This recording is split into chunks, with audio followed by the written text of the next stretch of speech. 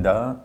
오늘은 지난 시간에 이어서 대종경 성리품 9장 내용을 가지고 출가의가 다른 종교들의 핵심 진리까지도 하나로 다 꿰뚫어 알 수 있다 하는 그 내용에 대해서 좀 더 살펴보도록 하겠습니다. 왜 출가의는 모든 종교의 근본 진리를 다 회통할 수 있느냐? 자, 여기 근거가 나옵니다. 대동사 말씀하시기를 종교의 문에 성리, 요겁니다. 이제 본문은 성리를 밝힌 바가 없으면 원만한 도가 아니니, 요 소리는 성리가 없는 종교는 사입이라는 거죠, 사실은. 진정한 종교라면 성리에 대해서 깨달은 바가 있다. 결국 그 성리는 다룰 수가 없으니까. 자, 요 성리는 뭐냐? 이렇게 얘기해 볼 수 있습니다. 여러 가지로.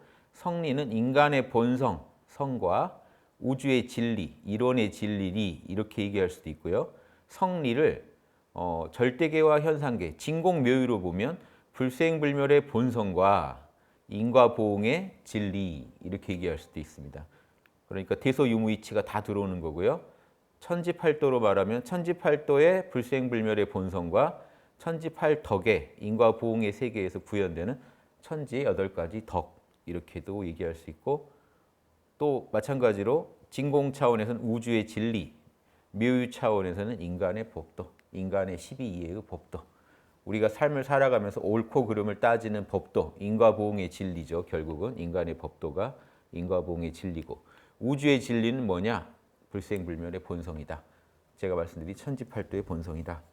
자, 요걸 그림으로 놓고 보면요. 성리가 대자리와 소자리의 이야기죠. 대자리에 있는 천지팔도의 이 우주적 진리, 이게 영지라고 말씀드렸죠. 공적한 중에 영지, 신령한 알아차림이 천지팔도의 불생불멸의 진리를 깨닫고 있는데, 반조하고 있는데, 그게 결국 본성의 이야기고요. 이 본성이 실제로 천지팔도의 진리들이 현상계에서 구현돼서 천지팔덕이 되면, 도가 덕으로 드러나게 되면 이 덕이 은덕이죠. 결국은 이 은덕에 보은할 거냐 배은할 거냐, 보은이냐 배은이냐의 유무가 또 갈려서 여기서 이렇게 태극 모양으로 선이 보은이 자라고 진급하고 배은이 자라서 강급하는 이치까지 나오게 되어 있죠. 그래서 성리 안에 다 들어있죠. 대소유무이치를 안다는 건 그 안에 성리가 다 들어있는 겁니다. 불생불멸의 본성, 인과보응의 진리. 인과보응은 뭐죠? 여기서 결국 인과보응은 보은을 하면 선한 과보, 즉 복을 받고, 배은을 하면 악한 과보로 해를 입는, 화를 당하는, 해를 입는, 이게 결국은 인과보응의 진리죠. 그래서 불생불멸의 본성, 천지팔도를 알아야 뭐가 선인지 악인지를 알고, 뭐가 둥근 마음인지 모진 마음인지를 알게 되고요. 둥근 마음이 쌓여서 이 복을 받아서 진급이 되고, 모진 마음이 쌓여서 화와 해가 돼서 강급이 되는 이 이치. 이게 성리인데, 이 성리를 말하지 못한다면 천지팔도라고 얘기 안 할 수는 있어요. 지난 시간에 살펴봤지만 다른 종교도 똑같이 얘기합니다. 불교는 대승불교 특히 육바라밀이라고 얘기했고, 유교는 인의지라고 얘기했죠. 자, 이 똑같은 이 불생불멸의 본성으로 선과 악이 갈라져서 이 세상이 돌아간다. 불교식으로는 육도가 굴러간다. 이 부분에 대한 내용이 없다면 원만한 도가 아니다. 애초에 원만한 도가 아니다. 치우친 도다. 치우친 도가 사입입니다. 원만한 도가 이 올바른 정법이라면 정법 같은데 아닌 거 사입입니다. 같을 사자 아니 비자, 같은데 아닌 거. 그래서 원만한 도가 아니다. 그러면 이거는 성리가 제대로 밝혀지지 않은 종교는 일단 종교로 칠 수 없다는 거죠. 그러니까 출가인은 자기 마음 안에서 이 대소유무이치를 꿰뚫어서 불생불멸의 본성대로 시공, 어느 법계를 가든지 어느 세계를 가든지 보은만 짓고 배은은 안 짓는, 요거는 보은은 있게 하고 은혜는 있게 하고 해로움 없게 하고 다니는 양반이니까, 이런 분들은 자기 마음 안에서 성리를 다 꿰뚫어 알았으니까, 이론의 진리의 진공묘유의 이 모든 영역을 다 꿰뚫어 알았으니까 다른 종교에 대해서도 올바른 종교라면 그 핵심 진리를 모를 수가 없다. 이 얘기죠. 성리는 모든 법의 조정이고 할아버지다 이거죠. 모든 진리의 할아버지고 모든 이치의 바탕, 근본 바탕이 되는 까닭이니라. 그래서 이거 모르는 종교는 제대로 된 종교가 아니다. 그 얘기는 자기 안에서 자기 내면에서 공적 영지 자리에서 이 성리를 온전히 밝혀낸 사람은 모든 종교의 진리에 회통하게 되어 있다. 이런 이치 때문에 지난 시간에 공적 영지를 이렇게도 설명드렸던 거 기억나시나요? 공적은 유교에서 말할 때 무국의 자리다. 텅 빔의 자리다. 텅 빔 중에 천지팔도가 갖춰져 있긴 하죠. 하지만 텅 빔의 자리고 이론의 진리를 갖추고 있는 텅 빔의 자리다. 그래서 텅 비어 있으면서도 꽉 차 있다. 그거를 공원정 그러죠. 텅 비어 있지만 원만하게 진리가 꽉 차 있고 거기에서 올바름과 그릇됨이 갈라지니까 올바름의 기준이 그 안에 서 있다. 그러면 영지는 뭐냐? 이 영지가 실질적으로 정산종사 법어 강의하면서 제가 일관되게 주장한 거고 정산종사께서 말씀하신 거죠. 일관되게 영지는 이 무국에 들어있는 이 이론의 진리를 본체로 삼아서 작용을 일으키는 주제자다. 주제자는 뭐냐? 뭔 작용을 일으키느냐? 본성을 관조하면서 인과의 세계를 굴린다. 그러니까 이 공적 영지 간에 비교해 보면 공적이 진공이고 영지가 묘유가 됐었죠. 그래서 무국이 진공이면 묘유는 태극입니다. 태극은 그러면 어떻게 제가 표현했었죠? 점 하나로 표현했었죠. 이 점에서 이 점이 이 이론의 진리를 다 직관하고 품고 있다가 요걸 밖으로 펼쳐내는 주체다. 자, 이렇게 이해해 보시면 왜 태극이 주제자다. 정상종사께서 얘기하셨죠. 영지가 주제자다. 공적은 영지의 본체예요. 인과는 현상계, 우리가 살아간 육군작용하는 현상계는 영지의 작용이다. 그러니까 주체가, 주인공이 누구냐? 영지다. 아무리 공적이 진리를 품고 있어도 영지가 없으면 무용지물이다. 이런 얘기도 말씀하신 바 있었죠. 그 내용도 참고해 보면서 요거 한번 더 보시죠. 유교의 진리와 지금 원불교의 진리를 한번 회통해 봅니다. 요게 왜 하느냐? 출가의가 되면 이런 식으로 회통해 볼 수 있어야 된다. 그리고 이 구체적 증거를 이 다음에 정산종사 말씀으로 한번 다시 살펴볼 거예요. 무국, 태국 관련 이야기를. 저 지금 텅 빈 이 공자리, 이런 자리가 무국입니다. 이런 자리에는 동그라미만 그려놓고 텅 비어놓은 이유가 텅 빈 중에 모든 삼라만상의 진리를 품고 있다. 대표적으로 천지팔도. 자, 요 8개. 요게 왜 삼라만상의 진리냐? 태극은 뭐냐 그러면 태극은 요 점이다. 이렇게 상징해 놓고 보자고요. 진공 공적은 무국이요. 묘유와 영지는 태극이다. 태극이 주체다. 왜 태극이라고 합니까? 클태자 써요. 클태자. 그러면 클태자는 뭐냐? 우주가 다 여기서 나왔다는 거예요. 자, 보시면 우주가 바로 무국에서 나오는 게 아니라 영지에서 나오니까 이 무국은 텅 빔의 자리라는 의미로 무를 써주고 영지에는 실제로 우리가 나온 자리는 영지에서 나왔으니까 영지가 주제자니까 우주가 다 나왔으니까 얼마나 크겠어요. 우주의 씨알이니까. 그래서 우주의 직접적 근원은 태극이라고 하는 겁니다. 이런 유교 논리와 원불교의 지금 공적 영지의 논리, 진공묘유의 논리가 맞잖아요. 이거는 성리를 똑바로 봤기 때문에 유교의 논리와 원불교 논리가 하나로 회통되는 겁니다. 이런 식으로 출가의가 어떤 식으로 성리가 모든 종교 안에 관통되고 있는지 하나의 성리가 알아내셨는지 우리가 맛을 보는 거죠. 자, 공적한 중에 영지가 있는데 그 영지 안에 천지팔도가 직관되고 있다. 그럼 삼라만상이 직관되고 있다는 걸 어떻게 할 수 있냐? 괴를 보면요. 결국 천지팔도라는 건 8괴인데 이 고는 땅이죠. 거는 하늘이죠. 천지가 이미 태극 안에 천지가 이미 품어져 있는 거예요. 천지의 설계도가. 펼쳐지면 천지가 나오는 거예요. 성경에 빛이 있으라니까 빛이 생겼다. 이 말은요. 하나님이 빛이라는 말씀, 빛이라는 진리를 품고 있었던 겁니다. 이 천지팔도와 천지팔계의 진리를 영지가 품고 있었던 거예요. 본체로 삼아서. 이걸 작용으로 펼쳐내니까 우주가 만들어진 거죠. 자, 리께에서는 불이 나오고 감께에서는 물이 만들어지고 선께에서는 바람이, 태께에서는 연못이, 벼락이, 진께에서는 간께에서는 산이 보시면 곤이 땅인데 땅이 위로 올라가다 멈췄어요. 위로 올라갔어요. 산입니다. 땅 속에서 양이 뚫고 올라가요. 양은 위로 치솟는 게 맛이고 음은 끌어내립니다. 음은 끌어내리는 게 수렴이 맛이고 본성이고 양은 발산이 본성인데 음이 막고 있는데 위에서 양이 치고 올라가요. 음을 뚫을 수 있는 강력한 양기를 말합니다. 벼락이요. 음은 안 올라가겠다는데 양기가 억지로 끌고 올라가서 어느 선에서 멈춘 게 산입니다. 물은요. 음인데 속에 양이 들어가가지고 물이 땅인데 땅은 뭉쳐가지고 고정돼 있어야 되는데 이놈은 흘러다녀요. 그게 양기를 갖고 있기 때문에. 그래서 물이고요. 불은요. 이 음기가 안에서 태양이 하늘은 원래 동그랗게 뭉쳐져 있으면 안 돼요. 발산에 있어야 되는데 태양이 동그랗게 뭉쳐져 있으니까 빛이 터져 나오죠. 그래서 하늘 위에 가운데 음물이 하나 있어가지고 오히려 더 빛이 나게 만들어주는 작용.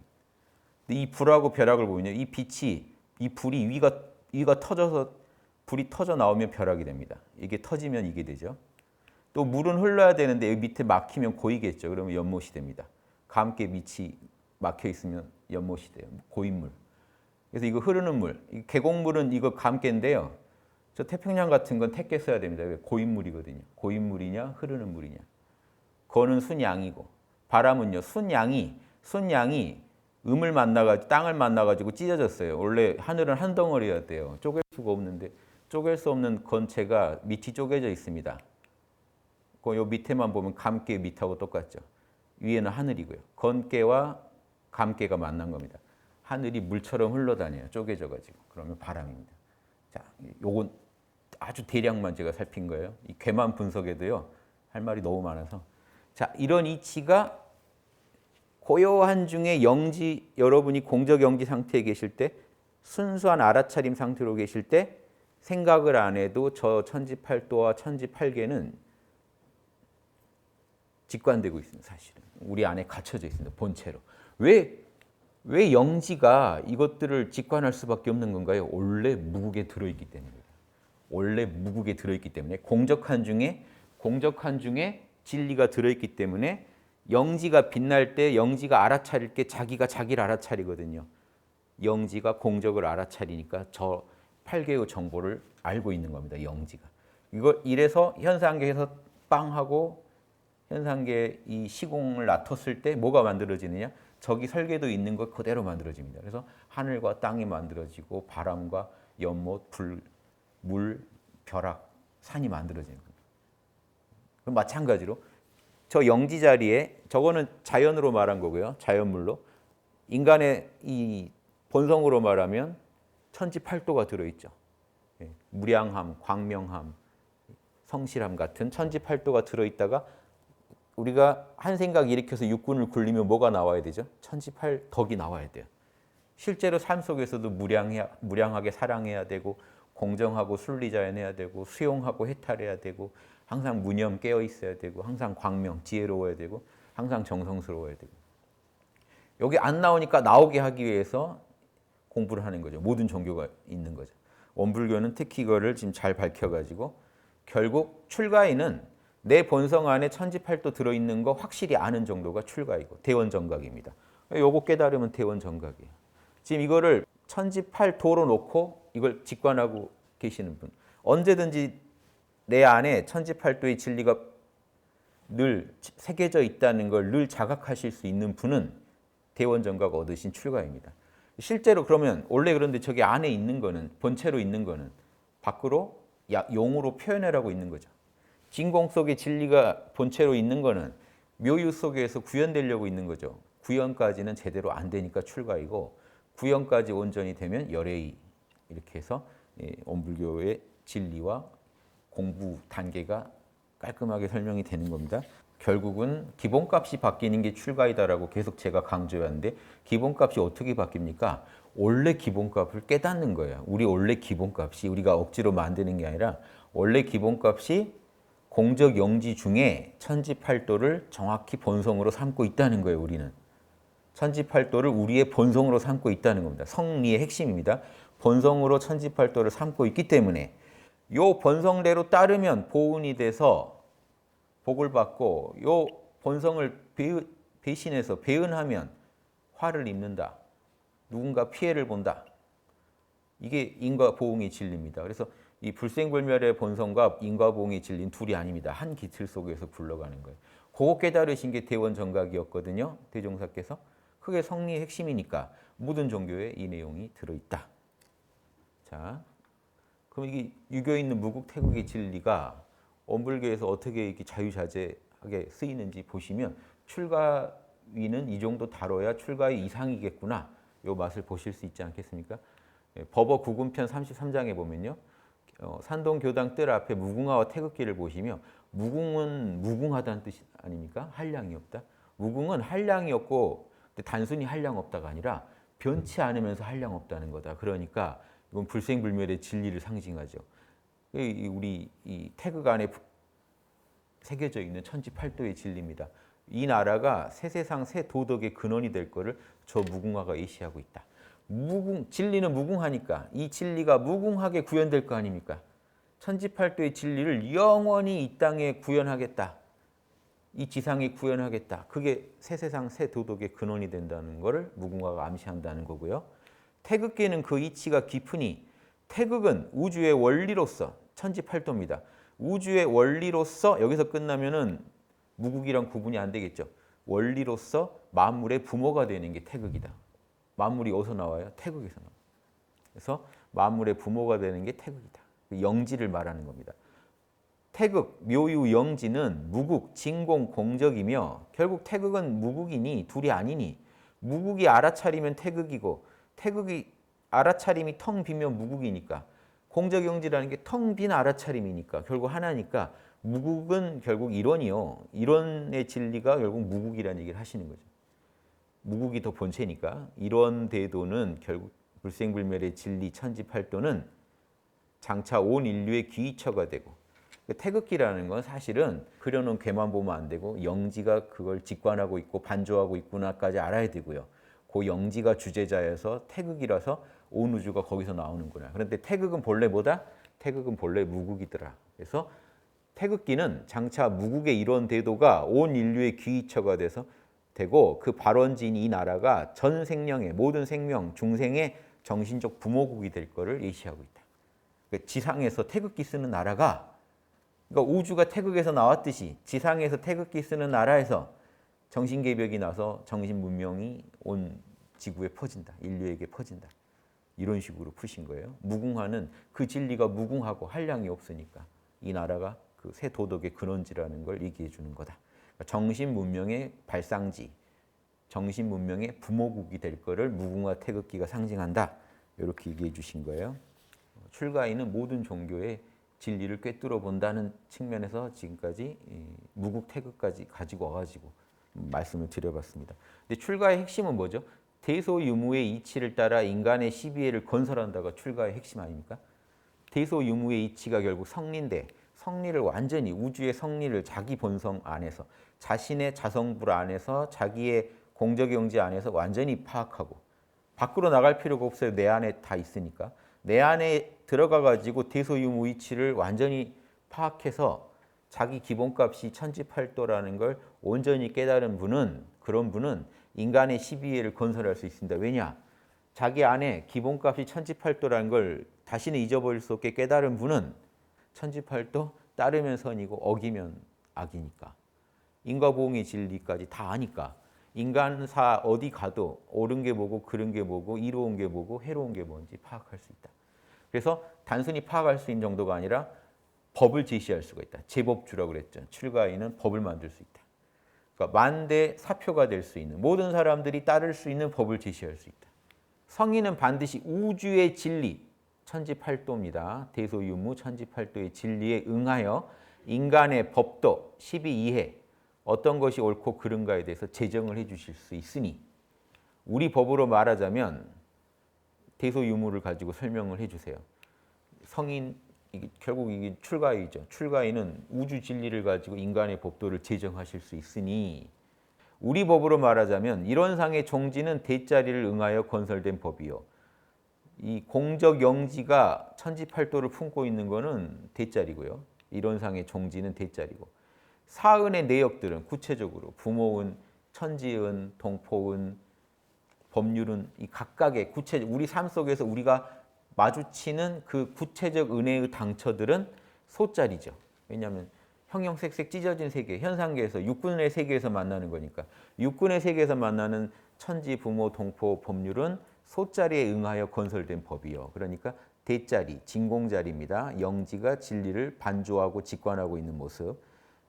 소자리, 영지자리에서 영지가 이제 부모가 돼서 천지팔도가 천지팔덕과 천지만물로 표현된 모습. 소자리. 그 다음에 유무자리는요, 인과와 계율 등으로 인과법의 세계입니다. 이것이 옳은 것이고 이것이 그른 것이다. 인과와 계율 등 모든 법은 유무자리. 이거는 하고 이건 하지 마라. 이거잖아요. 인과와 계율이 다. 요거는 선이요, 요거는 악이다. 요거는 법이요, 이건 마다. 감사생활하고 원망생활하지 마라. 다 이런 것들이 유무자리에 응하여 건설된 법인 바 성인의 법 12이에는 어느 법이나 이치에 이반됨이 없이 12예가 분명하게 짜여지나니라. 보시면 천지팔도를 직관하고 있는 이론상의 대자리, 이론상 대자리고요. 천지팔덕이 구현되는 사은의 세계, 천지의 은덕, 8가지 은덕이 구현되는 사은의 세계, 소자리. 유무의 세계는요, 선은 있게 하고 악은 없게 하라. 소자리는요, 일체가 부처님의 은덕으로 만물이 만들어지는 세계예요. 그래서 사은이 나오는 겁니다. 소자리에서. 형형색색 만물이, 각종 만물이 이론상 자리에서 펼쳐져요. 그런데 문제는 뭐냐? 거기서 인간이 문제다. 인간이 보훈을 할 거냐, 배은을 할 거냐? 인간한테 자유권이 있단 말이에요. 그럼 보훈은 있게 해야 되고 배은은 없게 해야 되니까 유무의 문제가 발생합니다. 순환의 유무가 아니라 단순히 여기서는 선악의 유무가 발생해요. 그 부분까지 법이 다 포괄하고 있다. 그러니까 여기서 벗어날 게 있냐 이거죠. 인간 성리에서 깨달음을 얻어가지고 인간 12이의 세계의 법을 건설해 놓으니까 법망이 촘촘해가지고 인간사 모든 걸 설명해 주지 않느냐.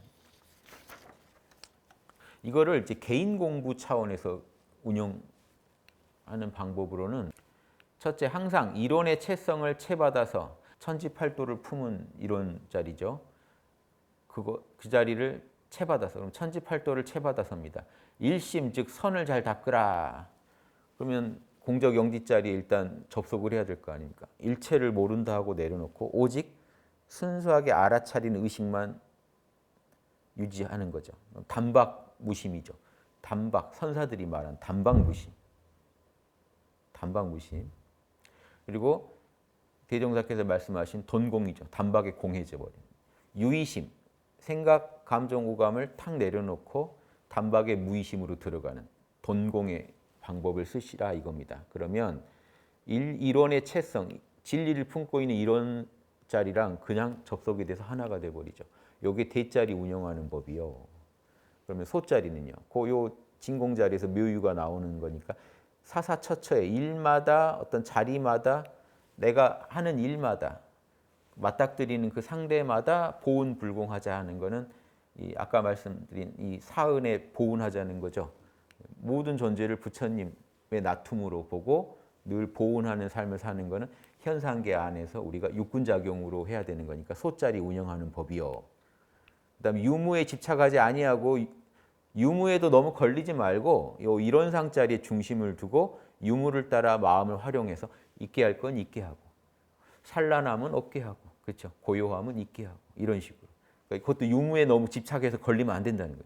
항상 본래 그 텅 비면서 알아차린 공적 영지 자리에 중심을 두고 유무를 굴려서 활용할 수 있으면 있을 건 있게 하고 없을 건 없게 하며 또 변천의 도는 여기서 유무는 변천은 생성소멸이에요. 변천의 유무는 우리가 따라야 되는 거죠. 수용해야 되는 문제죠. 지금 내가 한참 잘할 때면 잘한다고 수용해야 되고 이제 늙어가면 늙어간다고 수용해야 되는 거죠. 그래서 이거는 천지팔도에도 나오는 거죠. 기륭과 생사를 수용하는 거. 그래서 변천의 도를 알아가지고 수용을 하면서 거기 각각의 시기에 맞게 미리 준비해서 사업을 성공시켜라. 유무에 2가지 유무가 있거든요. 그러니까 보우는 있게 하고 배우는 없게 하면서 내가 처한 기흉, 생사 그리고 이 추나추동 생로병사의 각각의 상황에 순응하면서 사업을 성공시키는 거. 이게 유무 잘 굴려 쓰는 법이다. 대소 유무 가지고 인간의 12예를 어떻게 건설해야 되는지에 대해서 정산종사께서 기본적인 좀 가이드라인 제시해 준 거죠. 이해되시죠? 출가위를 이해하시는데 지금 질문 자체가 출가위의 조항을 가지고 시작한 얘기였죠. 대원정각 이상의 불보살들에 해당되는 이야기입니다. 자, 그러면 대산종사께서 출가위에 대해 말씀하신 거 한번 들어볼까요? 또 똑같은 주제에 대해서 아까는 정산종사의 말씀이면 대산종사의 말씀입니다. 대소유무의 이치를 따라 인간의 시비회를 건설한다. 이게 지금 출가위 조항이잖아요. 아까도 출가위 조항으로 얘기가 나온 거죠. 이 조항에 대해서 대산종사께서는 어떻게 설명하셨냐? 이론의 진리, 대소유무 천지팔도입니다. 이론의 진리를 깨달아 사막팔조와 사은사여, 결국 사막이 핵심이죠. 사막을 열심히 해서 성공시키고 그 사막을 닦아서 보은하자 이거죠.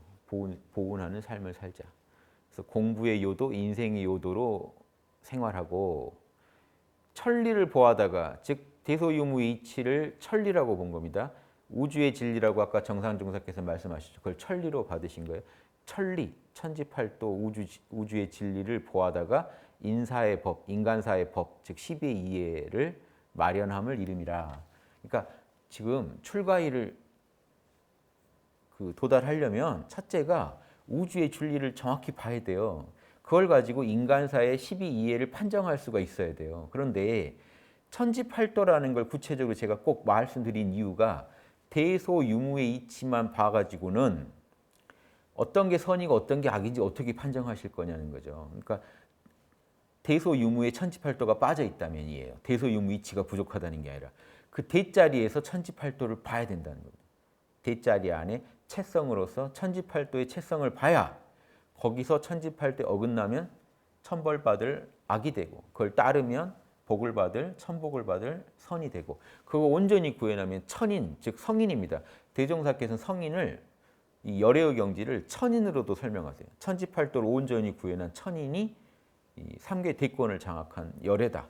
출가의 핵심은 천지팔도를 즉 천리를 정확히 봤다는 겁니다. 받기만 한 게 아니라 자기의 기본값으로 삼아서 자기 모든 삶에 적용을 해나가는 단계에 들어갔다. 이게 대원정각입니다. 그래서 결국 우주의 진리는 이론의 진리요. 결국 천지팔도요.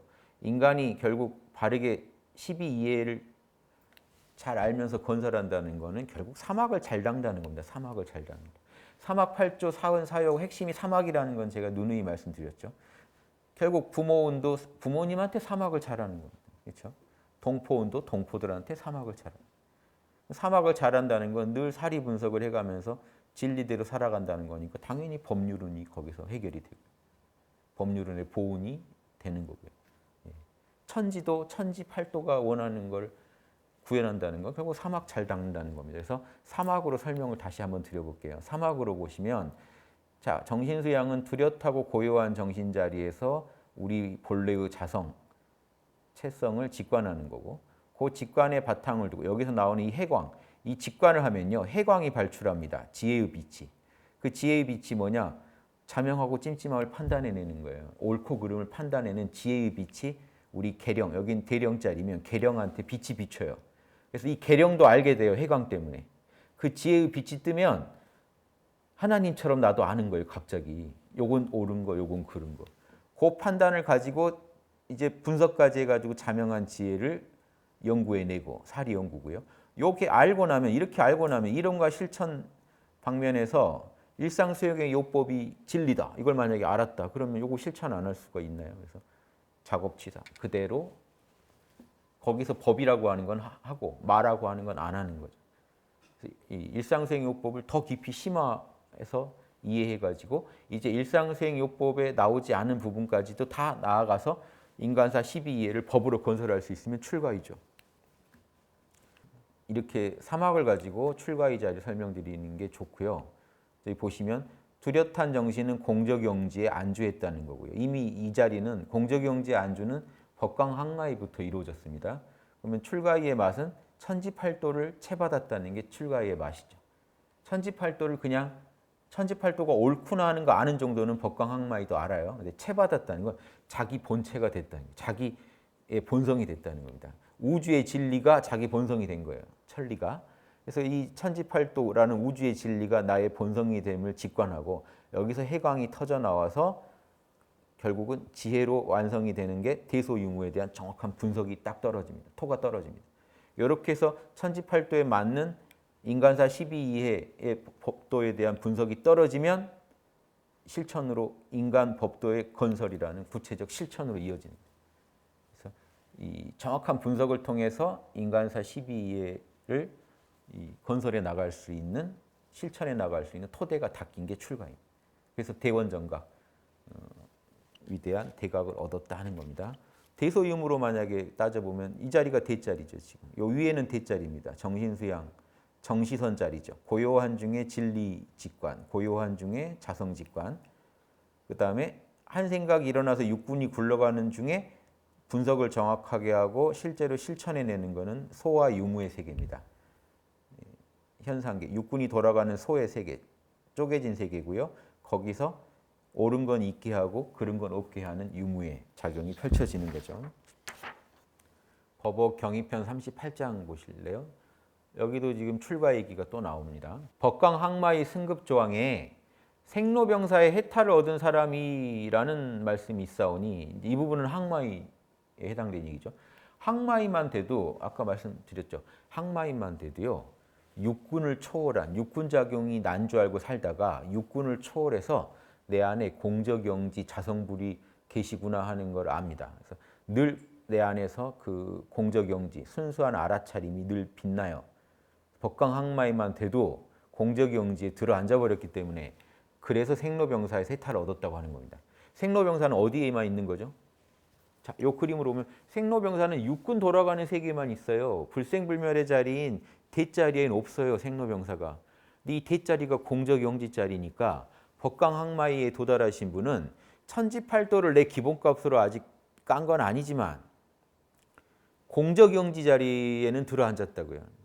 생로병사를 초월한 공적영지 자리에서 살아가신단 말이에요. 그러니까 실제로 일상수행의 요법에 나아가서도 법이 말을 이길 수 있는 정도의 힘은 있단 말입니다. 그래서 생로병사 해탈 얻었다는 그 말이 있는데 법강항마의 이 조항에 이 말이 있으니까 항마이만 되면 육도를 자유자재하겠습니다. 이렇게 육도 어디 가도 자유자재하겠습니다.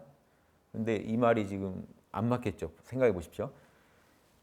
육군이 돌아가는 세계가 육도의 세계입니다. 육군이 돌아가는 육도의 세계에서 육도의 세계에 물들지 않는 공적영지 자리는 알았다지 천지팔도를 채받지 못했으면 자기 육군을 천지팔도에 맞게 보온으로 굴리기는 아직 장애가 있죠. 굴리는 데는.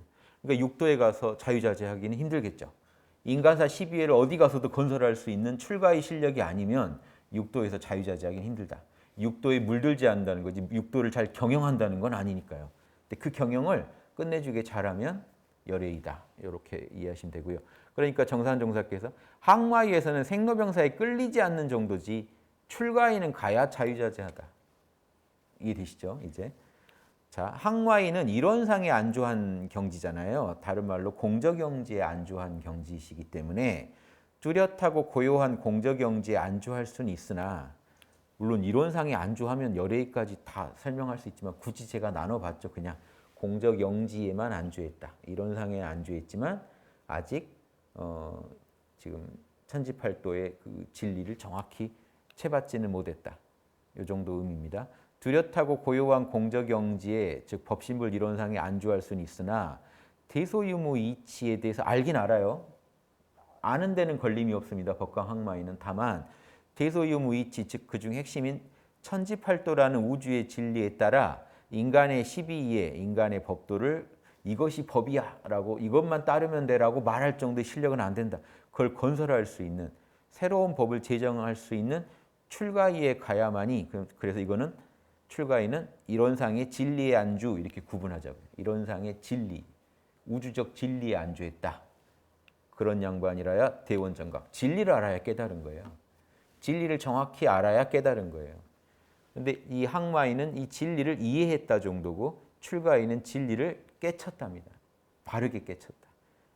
그래야 육도에 어디 가서 육도 어디 가더라도 보세요. 육도 어디 가더라도 중생 사는 세계니까 중생 사는데 어디 가더라도 12이해는 판단해서 법을 제정해 줄 수 있다니까 출가인은 지옥에 가면 지옥의 법을 제정해 줄 거예요. 지옥에서는 앞으로 이렇게 하는 게 좋겠다.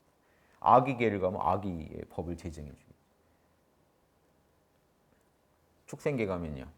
빨리 나오라고 하겠죠. 일단 축생들한테 법을 제정해 봤자 뭐 하겠습니까? 근데 육도 어디 가더라도 자유자재하다는 거는 거기 가서 가장 올바른 처신을 할 수 있다. 이해되시죠? 그래서 그 의사소통만 가능하면 그 세계에서 어떻게 처신하라고까지 가르쳐 주실 수 있을 거 아닙니까? 그래서 출가인만 되면요. 출가인은 나중에 말씀드리겠습니다만 찬란하게 화엄경에 보시면 이 출가의 경지가 거기서 일지보살인데 일지보살의 경지를 노래하는 그 부분이 엄청 많아요. 화엄경에. 왜냐하면 출가의부터 열애의 꽃이 피었거든요. 확실하게. 그 아래 보살들은 아직 열애의 꽃을 못 피웠고 출가의부터 확실하게 열애의 꽃을 피우기 때문에 온 우주를 돌아다니면서 시방 3세를 돌아다니면서 육바라밀로 거기선 천지팔도 여기선 천지팔도 그러면 거긴 육바라밀의 진리로 온 우주 돌아다니면서 중생 구제하고 다니는 걸 낙으로 삼는 위대한 보살의 탄생 이렇게 화엄경에서는 일지보살을 추켜줍니다. 나중에 제가 이 뒷부분에 있어요. 설명해 드릴게요. 지금까지 말씀드린 내용을 그림 하나로 종합해 보면 어떻게 되느냐 요겁니다. 육도에서 자유자재하려면 어떻게 될까요? 아기계, 지옥, 축생, 수라, 천상, 인간이 육도거든요. 보시면 이게 탐진치밖에 아닙니다. 다른 거 아닙니다. 요 위에는 좀 맑죠. 여기는 좀 탁하죠. 탐진치가 좀 맑은 사람들이에요. 맑은 중생들. 탐진치가 좀 탁한 중생들. 자, 아기가 탐욕이 심하면 아기가 되고요. 탐욕의 갈증이 엄청난 상태입니다. 인간들도 이제 가끔씩 아기가 되지만 기본적으로 평균값으로 말하면 가끔씩은 인간계에서 아기도 갔다 오고 지옥계도 갔다 와요. 근데 그 평균값이 인간은 탐욕이 그래도 아기보다는 덜하다. 탐욕이 기본적인 세상입니다. 탐욕. 탐욕의 성취가 사는 맛 아니에요. 탐욕. 수라는요. 분노요. 분노가 그래도 였다. 분노의 신들이거든요. 수라도 신들이에요. 그런데 분노의 신들이에요. 천상은요. 여기 행복한 데죠. 근데 이런 낙원과 정토로서의 천상이 아니라 그냥 불교에서 말한 천상은요. 어차피 여기도 견성 못한 분들입니다. 복을 많이 지어서 복을 받는 거지 견성한 분들은 아니에요. 견성한 분들은 어디로 간다고 하냐? 정토로 간다고 하죠. 그러니까 정토가 아닌 천상을 가지고 얘기하는 겁니다. 그 천상은 기본적으로 뭐가 베이스에 뭐가 있냐? 무지요. 견성을 못했거든요. 무지가 베이스입니다. 그래서 탐욕, 분노, 무지가 그래도 옅어서 살만한 데가 위쪽이고요. 무거우면 힘들어요. 탐욕이 늘 목마르면 탐욕에 힘들겠죠. 분노가 늘 타오르면 지옥입니다. 무지가 심하면 축생이에요. 공부도 해볼 수가 없죠. 축생계로 가. 그래서 이 탐진치의 그 무거움, 청탁을 가지고 육도를 보시면 이해가 쉽고요. 그런데 내가 이제 육도에서 자유자재하려면 어떻게 해야 되느냐? 핵심이 우리 대자리죠. 공적한 중에 영지가 뭘 알아차리고 있어요? 무념, 무량, 수용, 해탈, 정성, 순리, 공정, 광명의 천지팔도의 불생불멸의 진리, 우주의 진리를 알아차리고 있다가 우주의 진리를 가지고 인간사에다가 더 씌우는 거예요. 우주의 진리로 내 마음 굴리는데 활용을 하면 어떻게 됩니까? 자, 양심과 욕심이 첫 번째 나옵니다. 둥근 마음과 좀 모진 마음. 그런데 욕심이라고 다 악이 아니거든요. 좀 모는 나 있지만 그게 그대로 바로 악은 안 됩니다. 왜 그러냐면 그래서 이 그림을 보실 때 양심과 욕심이요. 양심과 욕심이 겨루다가 양심이 51% 이상이 되면 선이 되고요. 그러면 양심만 51% 이상이면 그 49%의 욕심은 뭐가 될까요? 선을 돕는 보조자 역할을 해요. 그러니까 욕심 자체는 악이 아닙니다. 그래서 밖에 있는 이 선악의 그림하고 구분하세요. 양심과 욕심은 양심이 이기면 선이요. 욕심이 이기면 악이 되는 거예요. 욕심이 51% 이상 양심을 눌러버리고 내 뜻대로 할 거야 하고 양심 비켜해버리면 그때 악이 되는 거예요.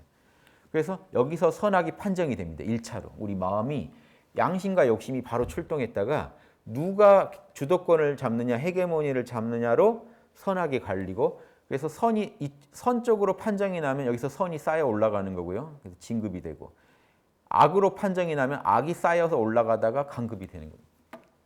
천지팔도가 기본값으로 깔린 분 아니면 양심, 욕심, 경영, 선악에 있어서 인간사 12의 건설이 선악에 있어서 옳고 그름을 정확히 판정해가지고 옳음을 법도로 삼아서 건설해가는 이 경영을 할 수가 없기 때문에 출가의가 아니면 대원정각을 하지 못하면 육도에서 자유로울 수는 없다.